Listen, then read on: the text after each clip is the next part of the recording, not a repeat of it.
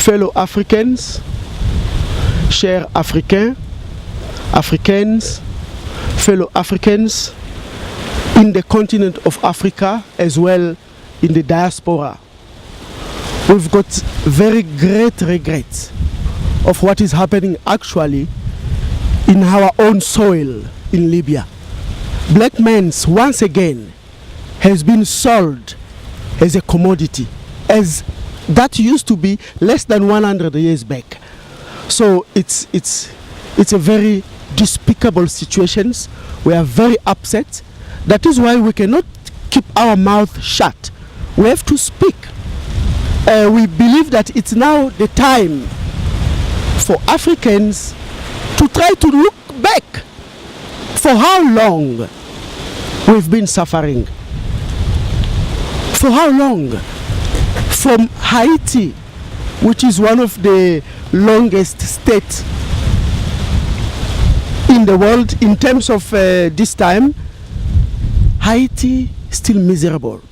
When you come to Africa, you look at Congo, you look at South Africa, although we can see everything that we are seeing here, but black men is still suffering because he's only representing 3% of the wealth of the countries.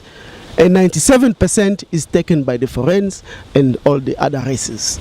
So the situations of Africans is catastrophic. In Libya, we are sold around $500, 400 sometimes. You get discount to 400. You get perhaps, if you're still young and you are strong, you can go up to $600 as a commodity. And this is done by those ones who are pretending to do those things in the name of their gods. Most of those guys are Muslims. In the name of Allah, they are selling black men. And this, it has been happening since the time that I can imagine. Because you see, the suffering of black men start very, very long time back. Today we are all upset. Yes, they are selling black men.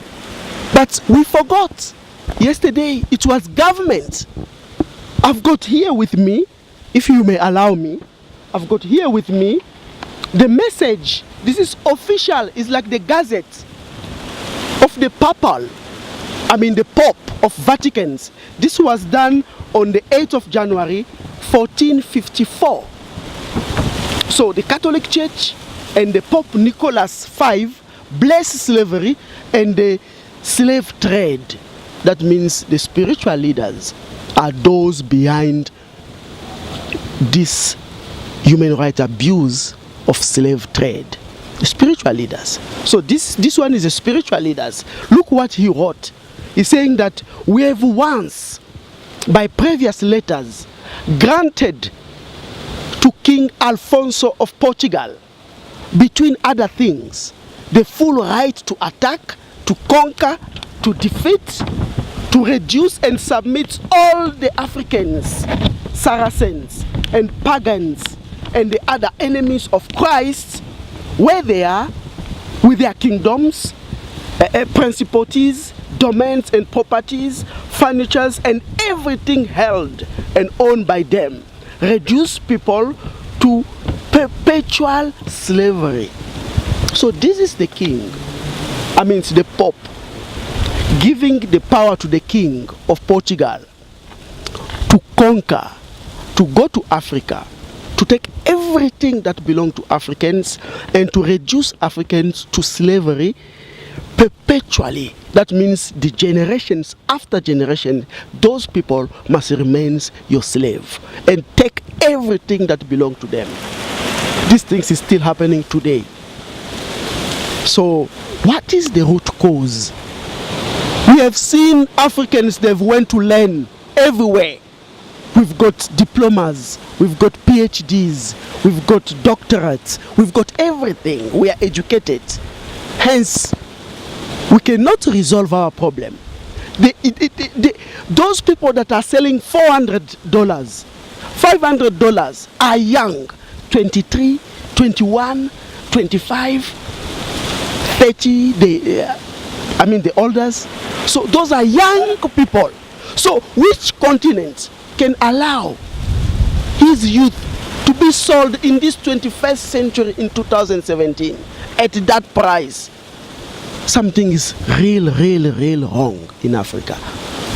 What is it missing? What is the missing piece here? When we look at that, we realize there is spiritual maturity issues. We have to go to the point. We can see Islam, as Professor Nyerere once said, Mwalimu, saying that Islam came from Arab world. Christianities, those are blessing slaveries, came from European world.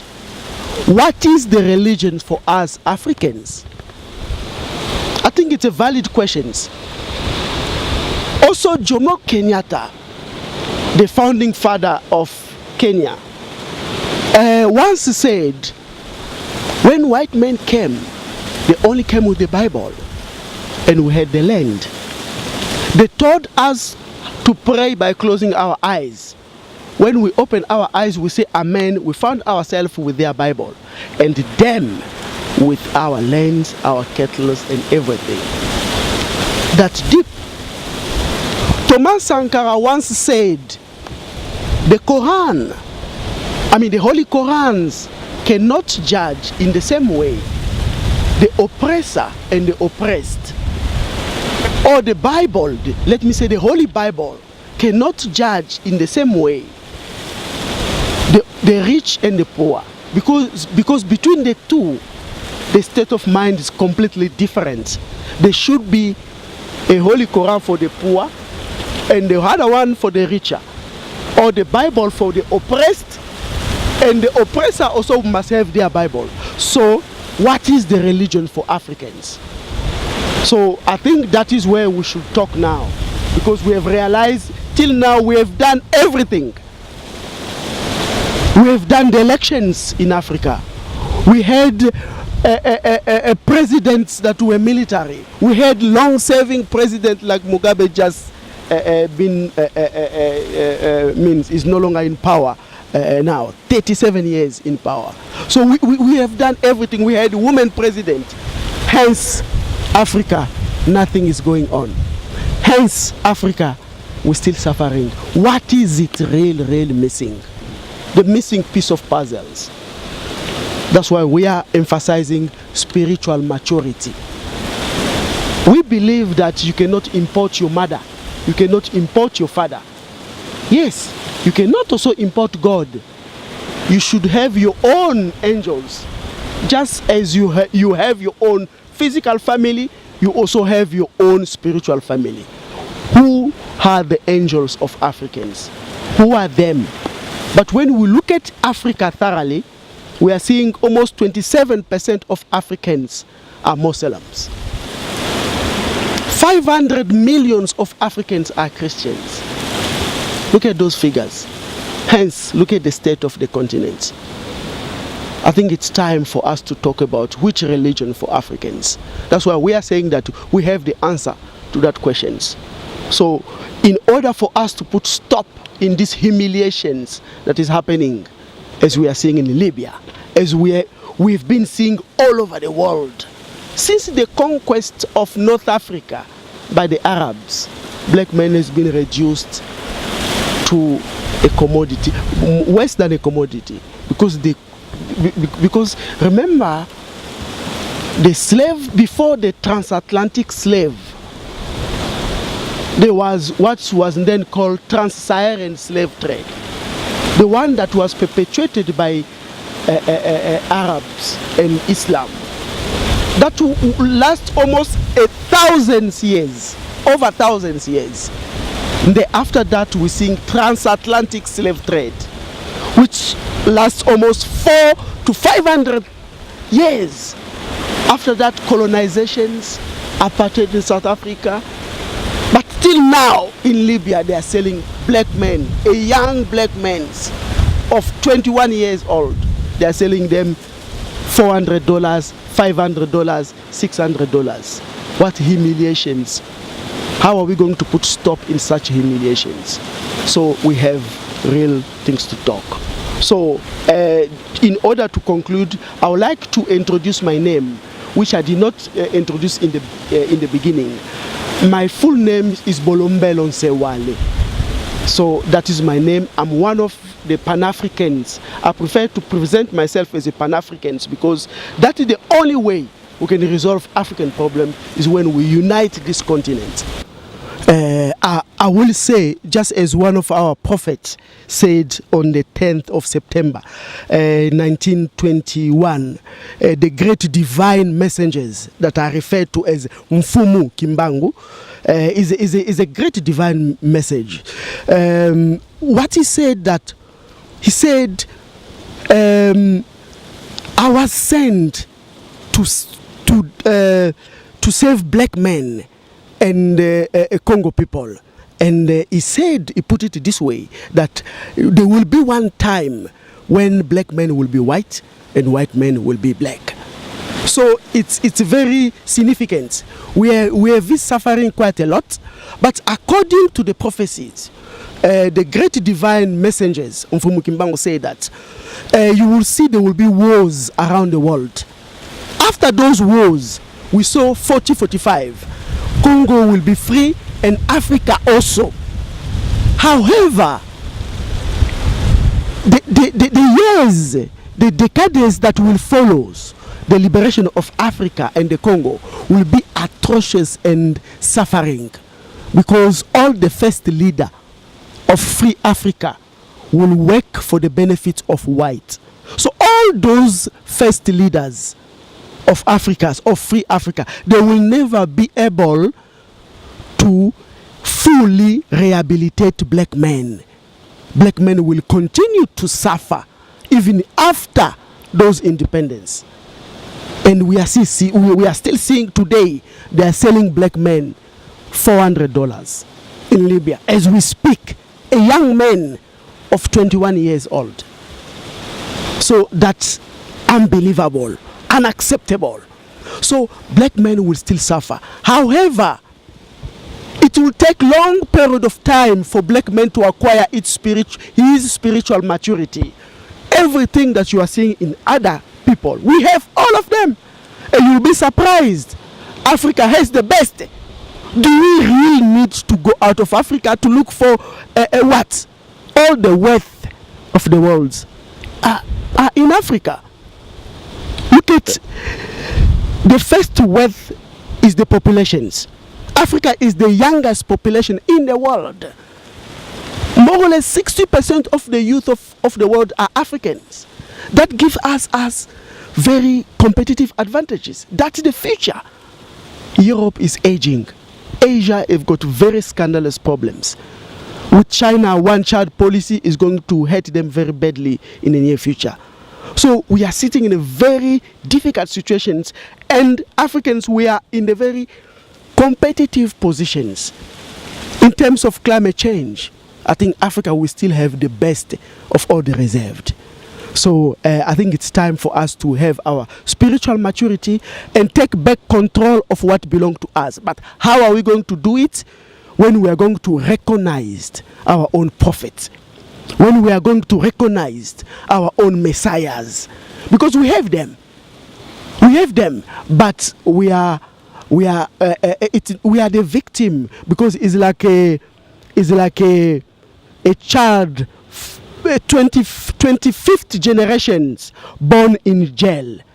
Put yourself in that generations. 25 generations. So your ancestors were all born in jail, grow up in jail.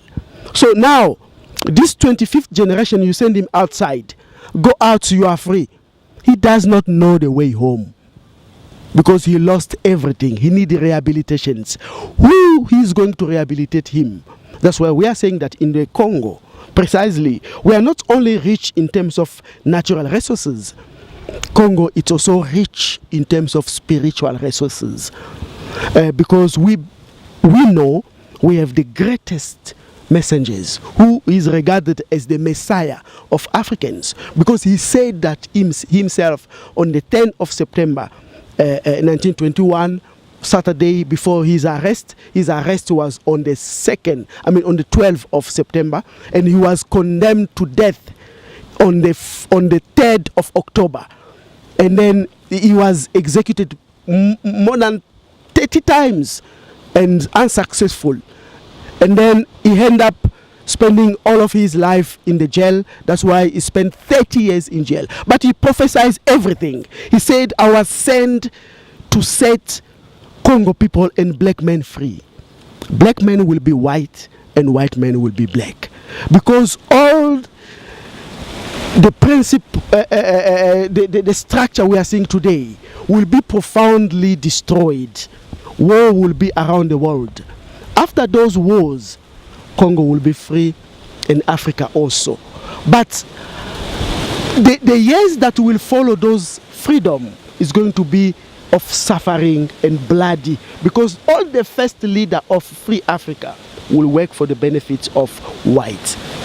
Under the advice of white, they will bring their respective populations to wars. They will kill each other. Youth will run away from Africa for this seeking better life in the European countries. As we are seeing, our youth are dying in Libya, have been sold $400, that miserables. And then at the end of the day, they will become the terms that you use, Nkuta ya Mindele. That means the food, the commodity. They will do everything they want from you. And it will take long period of time for Africans to acquire their spiritual maturity. And this spiritual maturity will give them their political independence. And then there will be the third stage. In this third stage, a divine king will be born in Africa. That is our promise. Who will come with his three power: spiritual power, political power, and scientific power. I will be myself the representative of this king, and I will liquidate all humiliations and suffering that they've been imposed to black men. Because in all the races of the world, none of them ever been humiliated and suffering as a black man. That's the prophecy. Continue to read the Bible. Through it, you will discover and observe those who brought you that book. Then you will know who they are. Because a theft must be caught with what he stole. We will have our own holy book on which are kept the secrets of Congo people and the black race. So the prophecy is continuing and continuing. However, it says that before the arrival of the king, the real liberations of Africa, there will be a period of teaching, a period of teacher to prepare specifically Congo people and the black race. Because black race, we have promise. Our promise was given to us on that day that I was telling you, on the 10th of September 1921. And beside that is a promise from our ancestors. Because when our ancestors left Kama or Kemet or ancient Egyptians, they were given promise that you must go where your ancestor came from. That's where your salvation will come, and your Savior will come there. And our Savior manifested himself in 1921. Up to 1951, he did a lot of wonders, which we need in the entire day to describe. So, to give you just some flash, the great messengers, divine messengers, Mfumu Kimbangu, resurrected over 146 deaths. He cured more than 18,000 chronic sickness. So he spent 30 years in jail, and everything he will have the whips of 120 whips times 2, 240 whips a day. Calculate that times 30 days a month, times 12 months a year, and times 30 years. Then you have a figure on the amount of the whips that received the great divine messengers, Mfumu Kimbangu. He suffered more than anyone's. So he did wonders. He did marvelous of the Creator. So we really need to be joyful Africans. We have a promise. Actually, Africa is the promised land. And the solutions we have is the spiritual solutions. Everything that you are seeing from the others, we have them. It's time to come. Come where they are talking about Mfumu Kimbangu. Then you see the light. You will have knowledge. Because this is the time of knowing. Ignorance is a choice. No one will say he did not know. Because indeed, the Creator, He will manifest Himself. He's manifesting Himself through the nature. We are seeing climate change. He's manifesting Himself scientifically, politically. We are seeing there is always disagreement. They are going toward a war, an all-out war. And few people still remember World War II and World War I. But the third one is coming. Perhaps the first and the second ended. Will the third one end? Who will be the winner? Then the secret, we say it's here. It's in Africa. The secret is within Africa. So the center of Africa, which is the epicenter of all the energy, has all these secrets. If you understand physical things, then you will also understand spiritual things. The answer is Africans, immediately as we are speaking, stop worshipping foreign gods. That is the source of your curse. You are living hell in heaven. Hell because they are selling us $400. Hell because we are living with less than 5 rands in South Africans' currency values a day. Hence, our land has everything. Gold, diamonds, copper, cobalt, coltans, you name them. All of these minerals and resources that is the backbone of current technologies. We all have, all those reserves belong to us. Why must we suffer? We are suffering because we lack knowledge. Knowledge of ourselves. Come to Mfumu Kimbangu, then you get the knowledge. Because the name Kimbangu simply means the one who revealed hidden secrets. And the 21st century is his century. It's his time. That's why we are standing tall and proud. And we will never go back. And we know the victory is certain. That's why in 1960, on the 30th of June, Thursday, Congo was declared independence. It's because he says so. So we strongly believe, as he said, Africa in general, but Congo in particular, will have 2 freedom. We'll have political one, the first, and the second one will be spiritual. It will come in pair. That means it will be 2 independence. Because the independence cannot be only one. Because you will never understand politics. You will never understand science unless you understand spiritual. And the spirituality cannot be imported, cannot be borrowed. You must have your own. So it's time. We are not orphan of God. Who's orphan of the Father? No. We have our origins. Let's seek our origins because we will understand the source of our problem. This is the time. This is the time to wake up. What is happening in Libya is simply a wake-up call. If we don't want to stop worshipping foreign gods, we will fall again under perpetual slavery. And if we continue, then we will be punished severely by the Creator, because He has to get rid of the internal enemies, the Africans that are allowing foreign spirits to enter our holy places. Those Africans, their times, their days are numbered. Those are the witchcrafts. All those are in the Masonic lodge. Time's up. You have to go back home, because your soul will never have another home than the home of your ancestors.